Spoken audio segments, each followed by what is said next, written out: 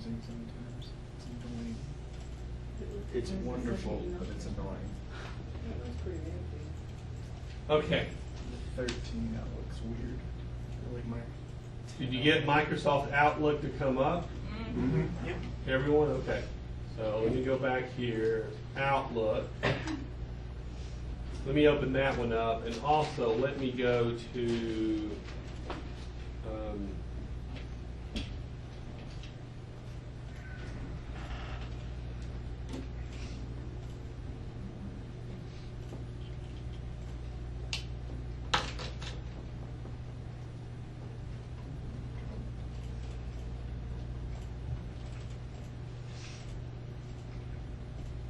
I'm going to go to the remote version of what we have. Log into Outlook Web Access. So we can pull our email up anywhere you have. Is that a faculty thing? Or? Yeah. You finished your story, Jamie? Yeah. So there's my 491 unread emails. But here's Outlook. It is the most commonly used Office interface tool probably there is. Okay? You have to know how to use it. It is the hammer saw of modern Office. If you don't know how to use Outlook, you're behind a lot. So you've got to spend time with this. Unfortunately, you guys as students don't use an Outlook account. You don't even use an ETSU account. You use a what? Google. A Google, which is like, they're getting all kinds of data from you, but I mean, would you do that if you were a company? Would you say, oh, let your 15,000 students use our product for free? Why would you do that? Why would you say, I want $1 for each of your students to have their own email? At least. Makes more sense. Yeah. But no, go ahead. You don't have to worry about it. We'll handle it for you. I mean, no complaints. Yeah, but Outlook takes a lot of computing space. So if every student had an Outlook account, it would take more. I am going to go back. I tried it before, and I'm going to try to go back to the OIT folks and see if we can't get them with the new program that tell them that we need our students to have Outlook, because you have to know how to use it. And if you could use it on a daily basis, it would be a nice thing. If you have it on your computer, you can a lot of times have your Gmail forwarded to it. So I want to start using it. You should really try to do that. That's how mine's set up. So you can go to it. Now there's sort of four main tools here. Bottom left is email, as you would expect. Now obviously we can't see a lot because it doesn't have an account. But you see new email. Okay, that makes sense, easy enough. New items, well, it's just email, all folders, sent items, and inbox. One of the things I can't really show you here, but you can do with Outlook, is have a lot of folders for your email, okay? Great organizational tool. Like I have Valley Brook email, I have Valley Brook refugee folder, Valley Brook Tortilla Experience folder, Valley Brook Research folder. So when I get emails from all these different people about these different topics, they get saved over there. Okay, nice way to keep organized. You can actually create automatic rules that will say, when I get an email from this person, make a copy and put it in this folder. You can do that for you. Okay. So can we take our gold mail accounts and use Outlook? You can forward it to Outlook if you have Outlook at home. Okay. How much does Outlook cost? I don't know. I haven't. With the Yeah, program. I haven't seen it. I haven't seen it sold outside of Microsoft Office. If you have Office, you usually have Outlook. Now down at the bottom, now we're in the calendar feature. Okay. Now the calendar feature, 7-day, work day, however you want to do there. Now I'm going to switch over to my Outlook for this.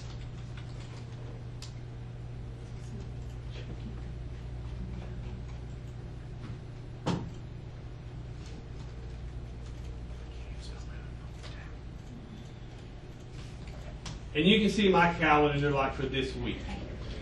Okay?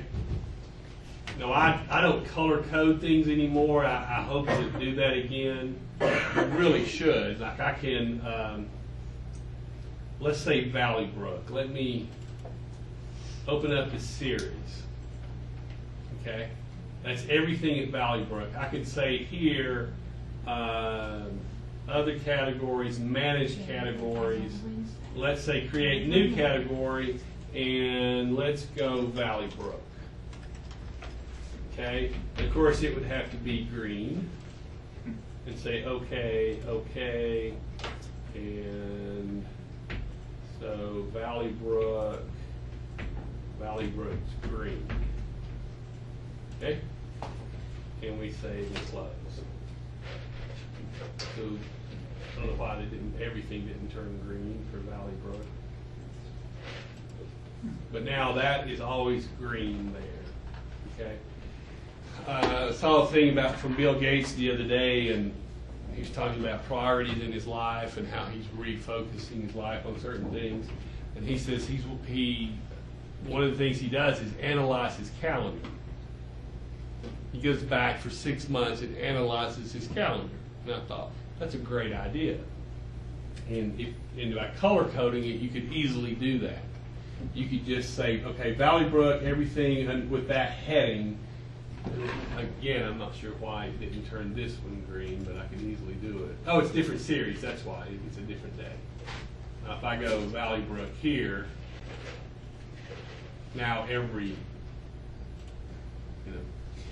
you go back and you say, okay, I want to analyze my calendar, and we do this in the P&P class, is where have you spent most of your time in the last week? And what Mr. Gates was talking about on his project to create infrastructure in Africa. That's one of the big Gates Foundation's things. Well, if that was blue, and he went back, and I'm sure he doesn't quite do this. He has, several minions to do this. But okay, what percentage of my working calendar have I spent on working with Africa infrastructure? And they said 15. And he said, well, that's my number one priority. Why haven't I done that? So the teachable moment here is to prepare for your future, your education, and your profession. What percentage of your calendar have you devoted toward that over the last 6 months? If you had school, if you had study, if you had shadowing, if you had time on front of computers learning software, all coded in certain colors, how much of your waking time out of the last week have you spent toward that? And then if you had entertainment, which would include television, Facebook, blah, blah, blah, how much of your time have you spent toward that? That's a great exercise, and we do this in that one intro class. Would you just have to count your hours, or is there a way to say everything listed under Valley Brook in my calendar, it'll sum it up for you? I don't think Outlook would do that. That'd be cool if you did. Microsoft Project will do that, but it's a different software and it's crazy expensive. But that's a way of doing that, and you can look at your week and see. So you can color coordinate. Now, the one thing I want to show you on meetings, let's say tomorrow morning we want to have a meeting. So I'm going to double click Friday at 9. Okay? This is going to be about the awards thing that's April, 10th, I think. But we're going to have, that's the subject, the location, we'll have it down in the conference room. Start time, end time, fine. Now,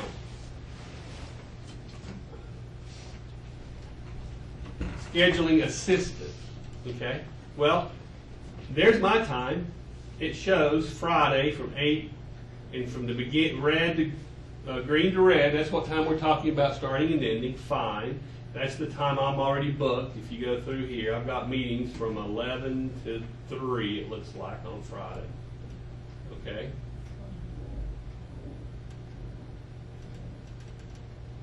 Now, let's go over here and let's see if the dean can show up. Nope. Okay? Let's see if... Dr. Pat can show up. Yep, nope. Let's see if Amy Rose doesn't use Outlook. Yes, she does. So she's free, but here's something that's tentative. Okay? Now, I can also type those names in, and then by simply scanning, not even asking the software to do it, it's just go through here and try to find the first time with all 4 of us available. So far, I'm at March 15th. Maybe it's caused a break. Oh, here we go. March 17th, there's 30 minutes. Oh, we could have a lunch meeting. There's another 30 minutes. Let's see. 8 a.m. on the 20th, there's an hour that we're all 4 free. I have been in faculty meetings where we spent 1 hour of your tuition money trying to decide when to have the next faculty meeting. It is not a requirement for everyone to use Microsoft Outlook. Now, using that function, is that just because they're your contacts, or is it because it's connected through the College of Public Health? Connected to the college. Okay. And that I think it should be a university policy that all meetings are made through Outlook. If you keep a paper calendar and you have something on a piece of paper that's not here, you better show up. Because, I mean, we've been planning a meeting at Valley Brook with some folks in Quillen. I've probably had 50 emails about the one meeting. So if I spent 3 minutes reading those emails about the one meeting that's not happened yet, how much time is that? So you've got to learn to use this tool. Most people in the workforce do not know how to use this. They do not simply know how to do that. If they want to schedule a meeting, they say, when can you guys meet next week? I mean, I have a standard, as soon as I get that email, check my calendar. It's just check my calendar. I am not going to go through and go, wait just a second, now when? Everything is on my Outlook calendar. If it says I'm free, I'm free. And then if I do this, say yes, it will send an invitation to each person. It will ask them to send a response back. It will also put on there, let's see if I have one. I've gotten a couple from professors before. I never knew what it was. Yeah, see this right here, how it's, yeah, and that's the meeting I'm talking about with Dr. Eason and so on the 18th. They've got it set from 8 to 10. That's what we've been trying to meet forever. It's grayed out. I mean, they've sent me an invitation. So if I double click on it, this is what comes up. I can do a accept, question about it, or decline it. Okay?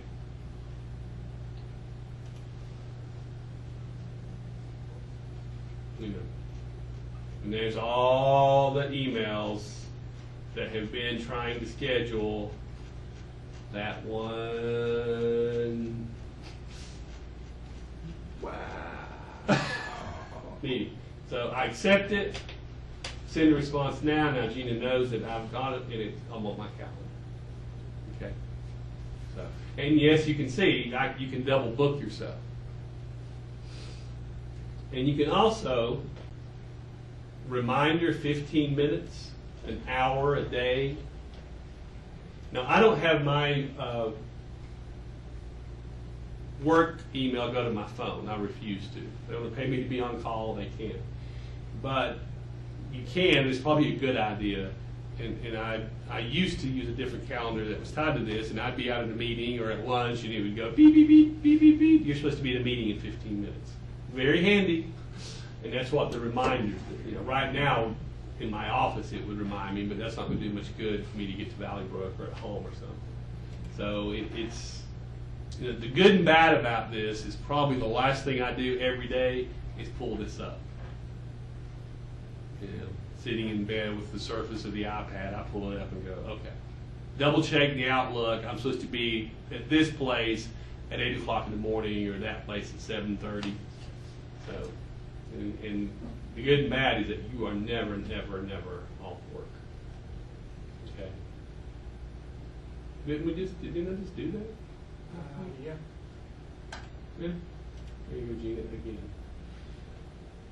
again. So that's how that works. Okay, so it's a great scheduling tool. You've got to learn how to do that. I mean, that's just one of those things you have to know how to do it.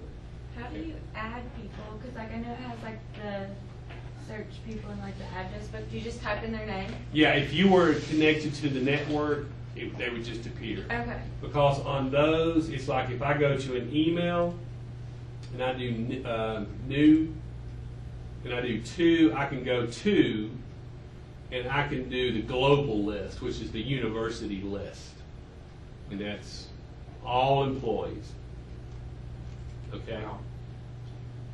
I don't know if you'll search part of a name or not. No. Yeah.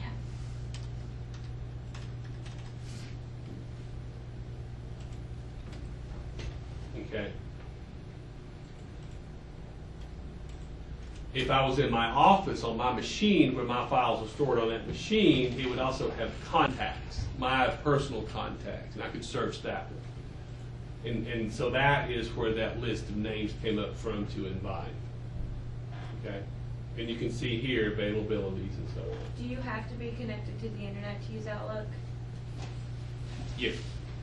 Well, no, I mean, I could pull up and anything I have saved, like on the folders on my machine, like in my office, down here, there's 40 folders and subfolders. Those are stored on my computer.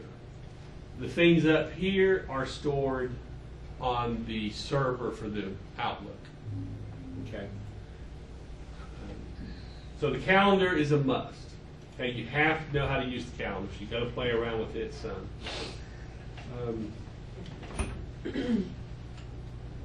Pretty much the same features. Now on contacts,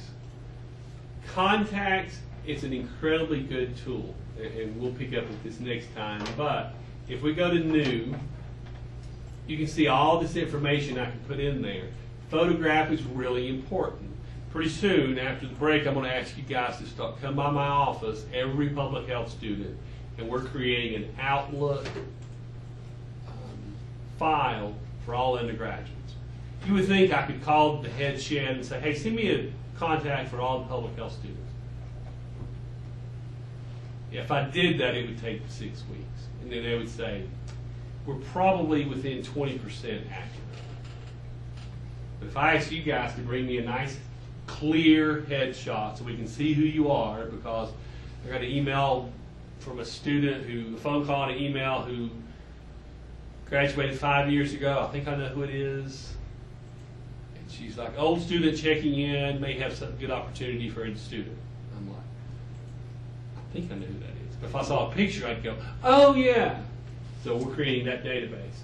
And now on this, we can put community, admin students, by color code, and put all this. And then I can come over here and I can say, show me, create a new group that would be having all of a certain group. Show me all the admin students, show me all the alumni, show me all the current students, and then it will list all of those. Send an email to all of those people. It's incredibly a strong tool. Okay? I can just add members to the alum. Now on these contacts, get as much information as you can, and everybody knows what you're doing. Just do it up front. Notice notes over here. Put lots and lots of notes about people. And there's also, you can file by name, which is a good way of doing it. But you can also file by their purpose for you. Okay? On my phone, my personal contacts, there's several people under P's that are plumbers. And when I used to manage a construction company, we had maybe 7 subs for everything, 7 plumbers, 7 electricians. I didn't remember everybody's name, but I could go to the P's, plumber, John Tilson, plumber, blah, blah, blah.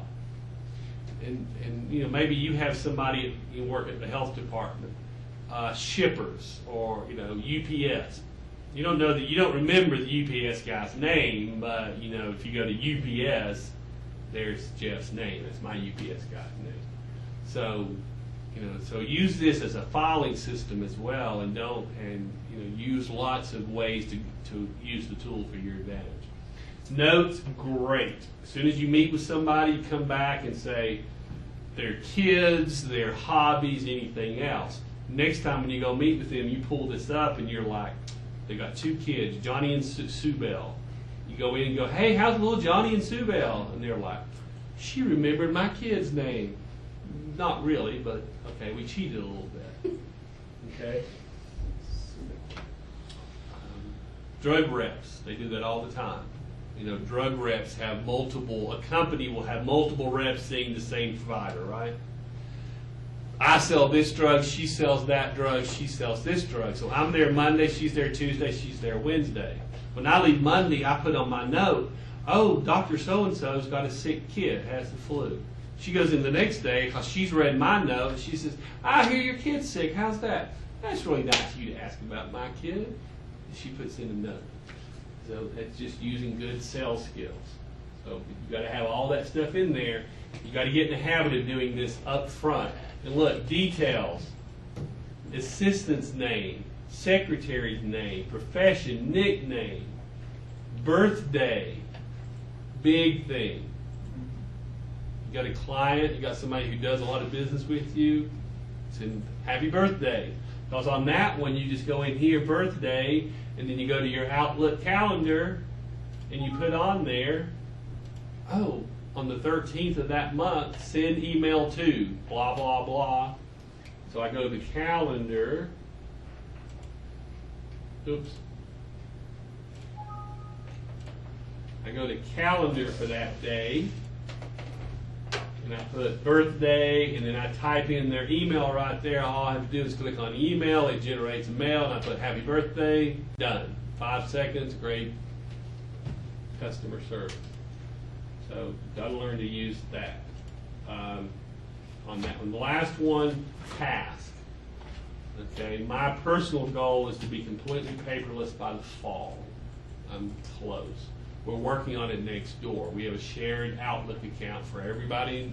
If you log into my office, if you work in my office, you log in and you have one Outlook that you share. So type new task. Okay, prepare for refugee experience. Okay, of course, we're doing a lot of that.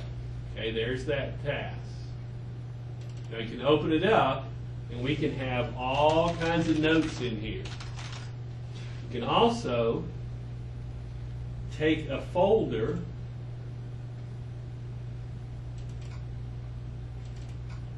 that's related to something. I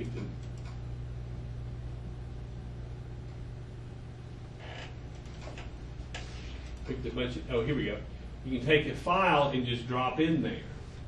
So now you can have all your files linked right here. So your big task, your big project can all be linked in here. The only thing I don't know if you could do, and you can't, is put folder. You can't do a file structure. But you could just have it this, and now anybody who's working on this